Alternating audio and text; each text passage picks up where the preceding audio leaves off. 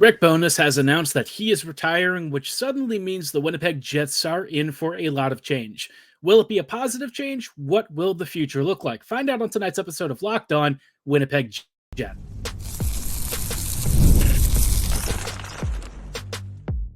You're Locked On the Hockey Jets, your daily podcast on the Winnipeg Jets, part of the Locked On Podcast Network, your team every day.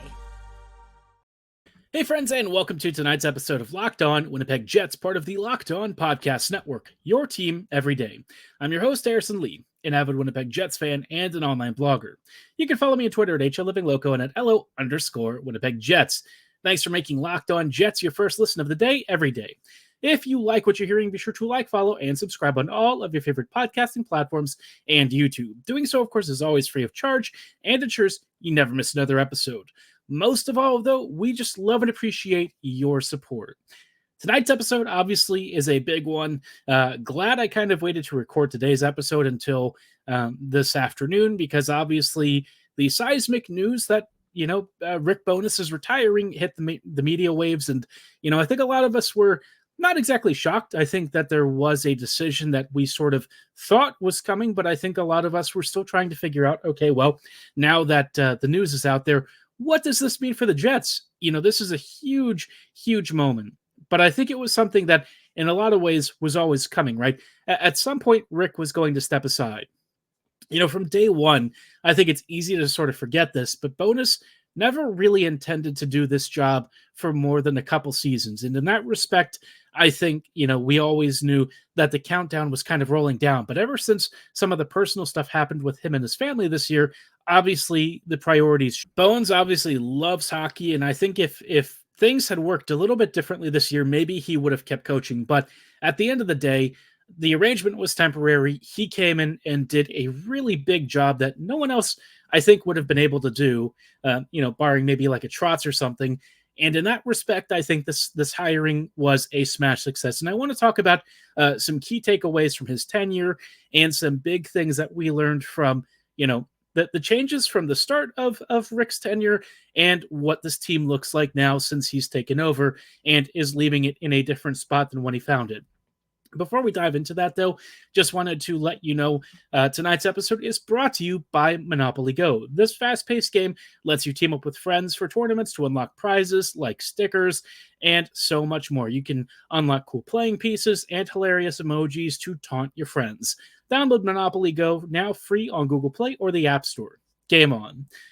Like I said, for whatever tactical quibbles I had with Rick Bowness, at the end of the day, I think I'll always be thankful for the last 2 years. These have been great seasons by all accounts. And look, they ended pretty badly for the Jets. The first round exits were humiliating in a way. But I think in a lot of ways, especially the second one, it was very instructive. When you hear how the players talked at the end of the Colorado series, right? There was a different approach this year. I feel like there was more deference. I feel like there was also a desire and a hunger to change things, which was different than previous years where the Jets got knocked out because there was just sort of a vague feeling of we need to be better and we're sad that this happened, but you never really heard players take ownership and talk about it in a very clear and concise way. This year, I felt like more than any other season before, we heard the players really talk about needing to get faster and perhaps even younger if the rumors about, players asking Chevy about some of the prospects are true. Now, maybe he's just putting that out there, and maybe that didn't really happen. Maybe he's just sort of teasing his own hand when it comes to what he thinks the future is going to be like. But either way, right, regardless of that situation, it seems like everyone's kind of on the same page. And I think that is a stark difference from what we used to hear from this team several years ago. A lot of times, when you ask them specific questions, they struggle to really find answers. But now it feels like there's some maturing that's happened. The locker room is in a different state. And I really say that a lot of that is thanks to Bowness. If Rick hadn't come in and helped salvage what was basically a nuclear toxic wasteland of a locker room, this team would probably not be in the situation that it is. It's not to say that no one else could have fixed this room, but I feel like Rick's combination of veteran experience, the sort of father figure kind of role model that he was for this team, and, the fact that he was very direct at times, but also I would say in a lot of areas, great, giving fair criticism. I think it did a lot to put this team on a much better track. And at the end of the day, right, like I said, I think that there were some issues with some of his double standards, and I don't love some of his talent assessments when it came to roster deployments. But at a high level, he had this team playing really strong defensive hockey. Winnipeg was in the running for, at one point, both the President's Trophy and the Central Division crown this year. The Jets were just in a better spot than when he started, and I think that was a great transition point for Winnipeg to start thinking about, okay, we've improved a lot. What is the next step? And it seems like the team has a much clearer sense of what that's going to look like over the next few years. The fact that the youth have kind of been talked about as needing to be a part of this, and that the Jets players seemingly are more interested in making adjustments and changing and becoming faster and more aggressive.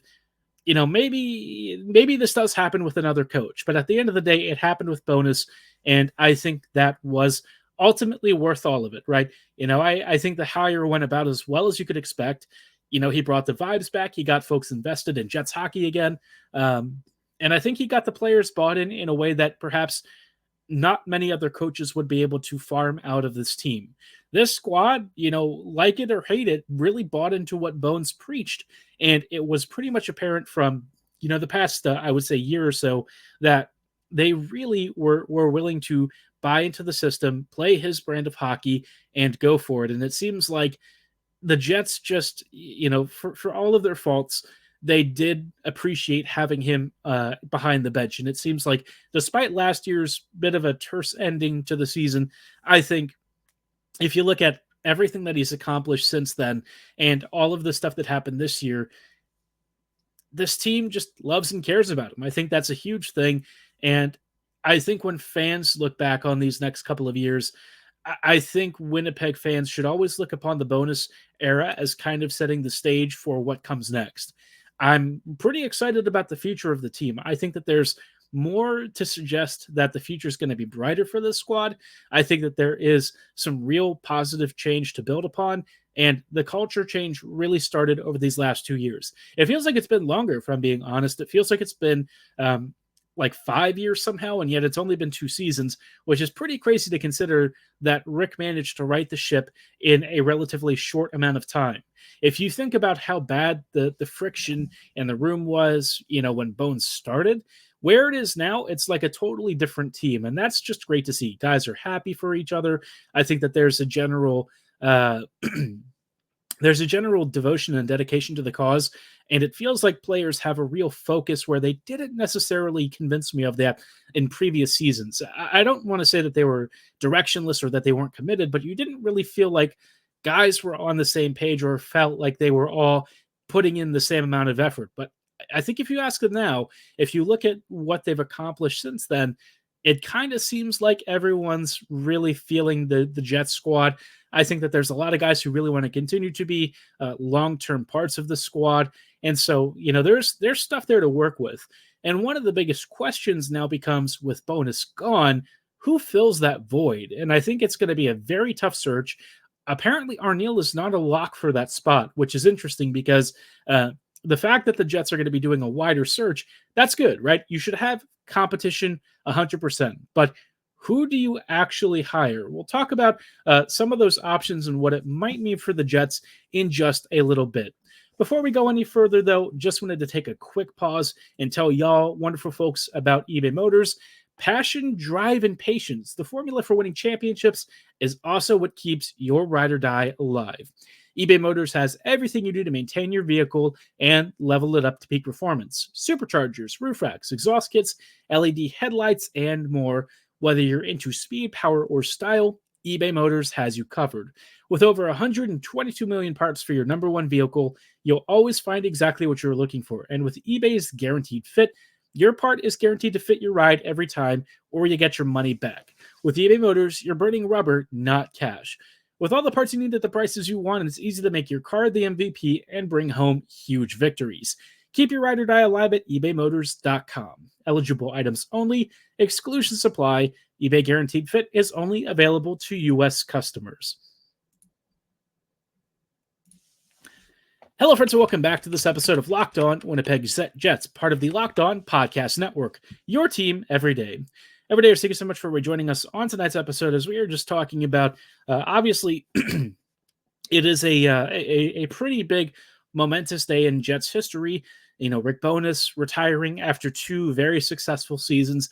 Didn't end well. Obviously, I think a lot of us would have preferred a deep playoff run. And I think just on a personal level, I was just hoping that he'd get a chance to close out his career with a Stanley Cup ring. I know that it was a long shot and that it was very unlikely, but if anyone deserved it, it was Rick, right? He's been around this game for a very long time. He's one of the longest tenured coaches in NHL history. I think he's coached the most games, something almost like 2,800 games total, which is just, that's pretty wild. Let's just say he's been around the block a few times. And, for the Jets, it felt like they were on the cusp of something really fantastic this year. And sure, there were some signs and warning red flags that I would say kind of told us this might happen in the postseason. But, what I will say is that for all of the trials and travails, Bowness set this team up for a much brighter future. And I think where the Jets are now compared to where they were when he started, it's like a totally different squad. And the fact that the Avs kind of served as a really instructive lesson of what the Jets need going forward, I feel like they've had this lesson a few times before, but at least they're starting to pick up on it. So now the question becomes, who is going to sit behind that bench next season? And I think that is a very tough question. I haven't really done a ton of research into this, partly because, I wasn't entirely sure how this offseason was going to go. I thought, Bowness was probably done. But I think, at the end of the day, I still don't quite know what I was expecting in terms of the follow-up, because for the first time in a long time, I feel like the Jets have a wide open range of choices, and they could really go in any number of directions. They might pick a younger coach who's maybe not in the NHL right now. Maybe they look at somebody who's essentially a prospect, because next year, let's be honest, I'm not sure the Jets are going to be a real playoff team. They might be, but if they are, they're probably more like a wild card or like a number 3 seed in the Central. I don't think that this roster is going to be quite at the level as to what it was this year, which is fine. I think the biggest thing is that the Jets prepare themselves for the future by integrating the youth and starting to turn over, that middle of the core to make it faster, younger, and really incorporate some of the young players who are going to push this core forward for the next 5 to 10 years. And that's where I think next season could really kickstart that process. So this coming year, I think honestly sets up the Jets for a really big evaluation season, right? If you want to run with a coach that you're not really sure of, you don't quite know where they stand, and you're not sure if they're going to be the right fit long-term, this is kind of a good season to sort of prepare for that. And I'm not going to say that I want the Jets to throw this year away. I know that I've talked about this being a 2-year window, especially for the competitive part of this core, but with the likely departures of some major players and stuff, and the Jets perhaps introducing more youth, maybe they can do both at the same time. We'll see. But talking about one candidate who's come up recently on Twitter, David Carl from Denver University. Carl has had a really successful run as Denver's head coach. I would have to do a lot more research into his tactical approach. The thing with college that always sticks out is that, when it comes to tactical systems, it doesn't always matter when you have super teams and talent that can sort of overpower that. You look at Michigan the last few years, and they've been a true powerhouse, but I wouldn't really say that the coaching staff shows me some sort of high-level pro-ready hockey that makes me think that coaching staff would be the right fit for this. Not to say that Carl is not a good fit, but I would still need to see a little more than, a successful Denver squad that's honestly been a powerhouse of talent for the last few years. So for me, hiring outside of the NHL, it certainly is interesting. I think that there's genuine merit, but you might also run into a situation where you end up with like a Dan Quinn who's not really a good fit. And so for me, I sort of, David Quinn, my bad. But I just sort of wonder for the Jets, is this the right approach? Would you rather somebody who has a more proven track record at the professional level? And that's kind of where I would lean. I would say that like Carl might be an interesting long-term prospect, but I don't know if the Jets are really the team that would make sense for it, right? You might look at a team more like San Jose or something where they're younger, they're a lot less organized, they haven't sorted their crap out, and you need time for a coach coming fresh out of college, especially a 34-year-old coach with very limited coaching experience at a higher level, to sort of get to grips with the speed of the game and figure things out for the long term. I could see a Carl, maybe taking a couple of years to adjust. And with where this Jets core is at, you probably need somebody who's a little more of a seamless fit. Todd Nelson has popped up recently as a candidate, head coach of the Hershey Bears. And, with the Bears having won the Calder Cup last year and on another playoff tear this year, he could be an intriguing option. He doesn't have a particularly long NHL head coaching stint resume. He had some games several years ago. Didn't exactly go super, super well. He's mostly coached in the minors since then, and he's built up a pretty good track record. I don't know if, I'm looking at Todd Nelson as the absolute future. I think he could be very interesting, and if he's willing to give the Jets a chance, maybe there's a mutual option here. But given his success with both Grand Rapids and Hershey, maybe there's something there. Todd would be an interesting hire. I wouldn't mind it. I got to watch some of his Bears teams, and they play a really up-tempo, aggressive style. They are high-scoring, high-octane offense teams. Could be an interesting team hire. I think, Winnipeg would be wise to give him a shot, especially if he's open to joining the Jets. You look at the current availability of NHL head coaches out there. It's like Todd McClellan, Craig Berube, who else? Gosh, Sheldon Keefe's probably going to become available pretty soon. Jay Woodcroft. I mean, there's like a lot of guys who have been, hired and fired elsewhere. And so it's sort of like this rotating cast of guys who are okay. I think Woodcroft could be interesting, but in terms of like retreads, I just don't know if any of these coaches really impress me. I think from my perspective, and I say this as like, somebody who doesn't have coaching experience, so take it with a grain of salt. But I think for me, given where the Jets are and the future that this team is pushing towards, it's probably time to start thinking a little more outside the box. I think the established rotation of NHL coaches isn't really that impressive. I think that they have certainly a lot of experience, and some of them are even good, like McClellan, but with where this team is going and sort of the young prospects and talent that this Jets squad is developing, I think you need somebody with some fresher ideas. Maybe somebody who can join this league with, a more wide open 30,000 foot perspective. Somebody who hasn't been behind the bench for an NHL squad in a while and can approach things with new eyes. And maybe that is exactly what this Jets team needs. Somebody who's more progressively minded, somebody who's willing to kind of examine things from a very fresh, not necessarily naive, but, somebody who's not necessarily looking through jaded eyes. Maybe that's what Winnipeg really should be looking for. Arneal, I think for me is a hard one to get a read on because Scott, doesn't have a lot of high-level coaching experience. He had a short stint with the Jets this year, twice. The first one was good. The second one was a little less successful. And so in terms of like what I think of him as a coach, I really couldn't tell you. I don't have anywhere near enough of a sample size to evaluate his systems. I can tell you that he liked Perfetti, which is good. I think that he also had one of the best lines in Ehlers, Scheifele, and Velarde together, which is also good. Beyond that, it's kind of hard to say. I think Hellebuck was playing really well, so maybe some of the defensive issues were masked. I think that he had some similar defensive concepts and pressure concepts that Bowness had, but, he kind of put his own spin on it. But then I look at his special teams issues, and I kind of wonder which Scott is the real one. And I don't know. I couldn't tell you for sure. I think for me, in terms of like internal hires, it's not the worst.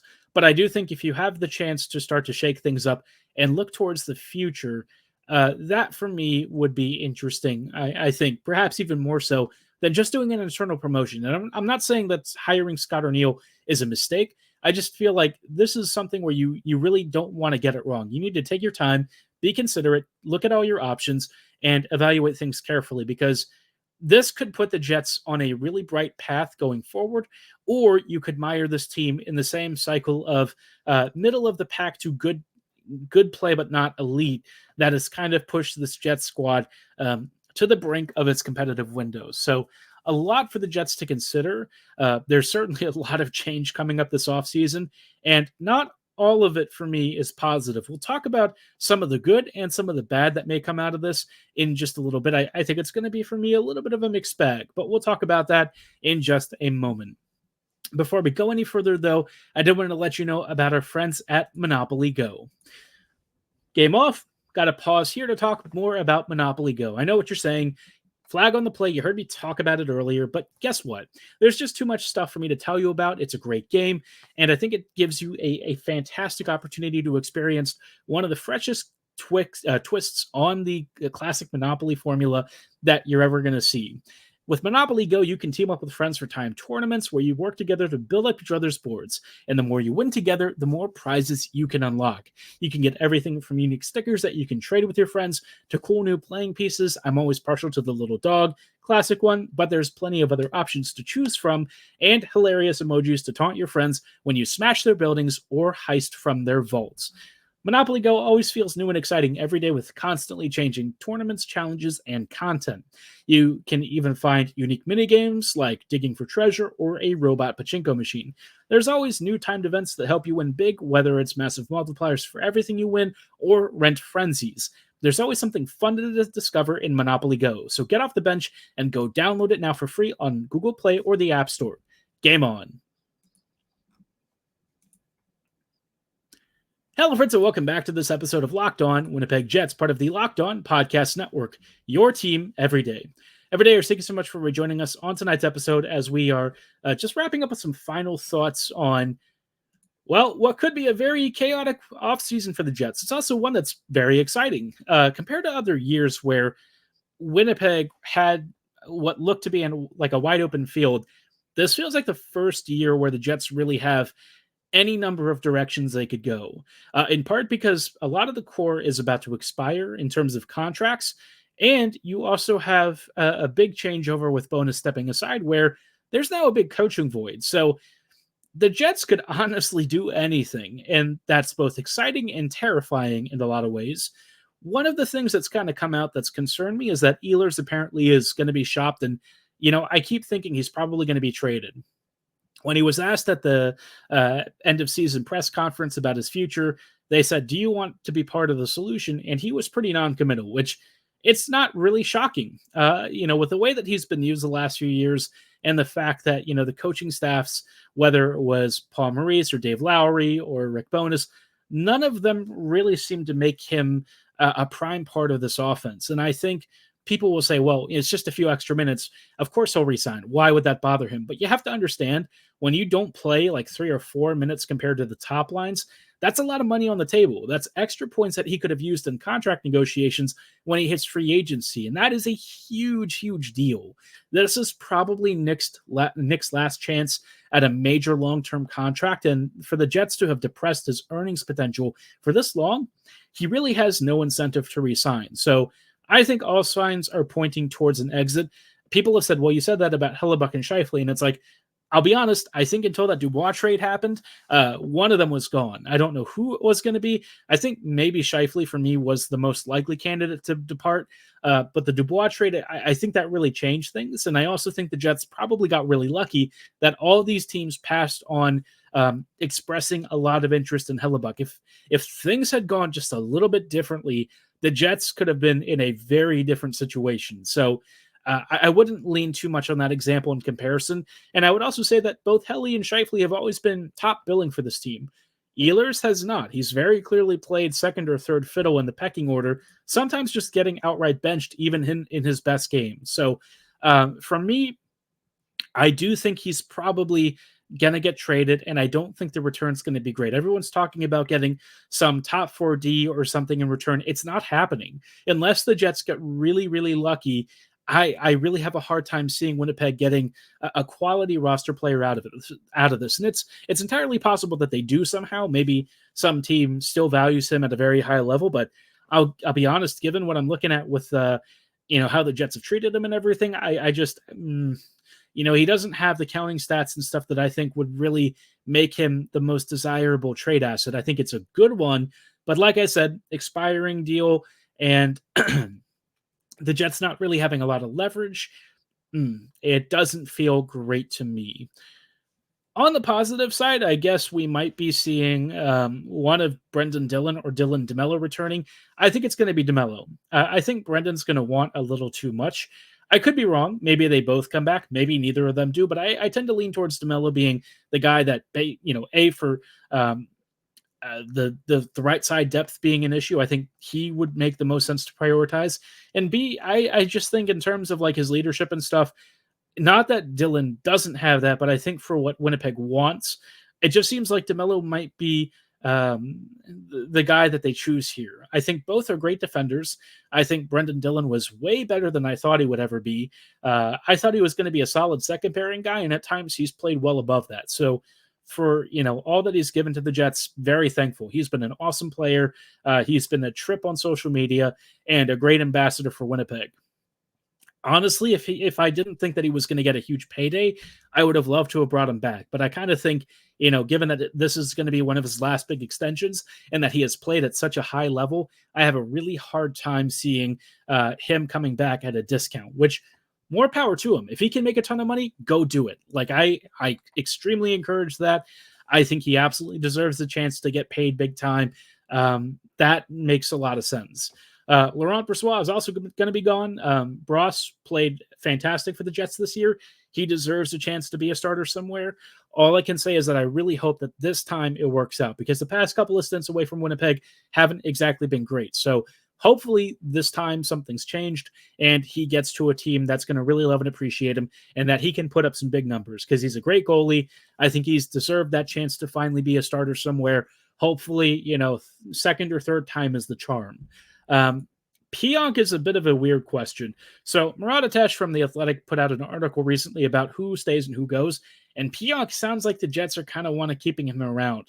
They said even something like he suggested that they might even want to re-sign him at a lower price point, and I really don't feel that at all. Look, I love Neil's his personality and the way that he is, when he's in front of the camera. I think that he's a great guy.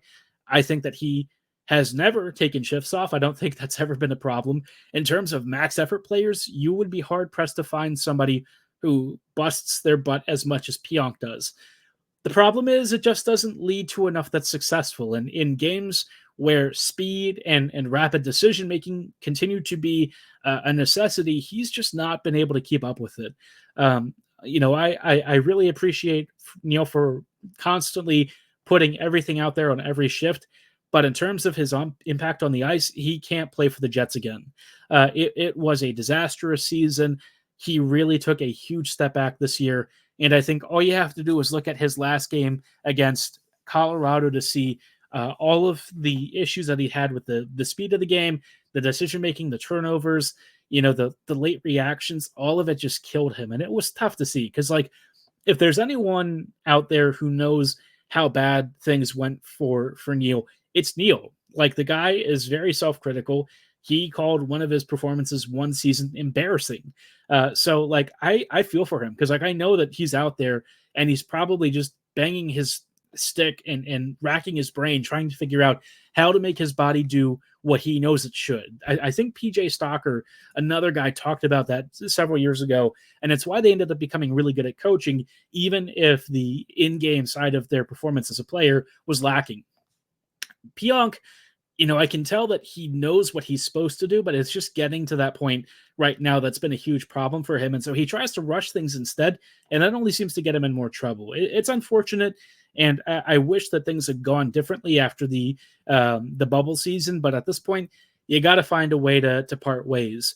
Schmidt's contract is also kind of an anchor, and I think that's one of the big reasons Brendan Dillon hasn't re-signed, but Schmidt still has some juice left. I think he's a pretty decent third pairing defender. I wouldn't want to really rely on him necessarily, but I think if you have him on your third pairing with somebody, it's totally fine. Pionk is probably not as fine, and that's tough to say.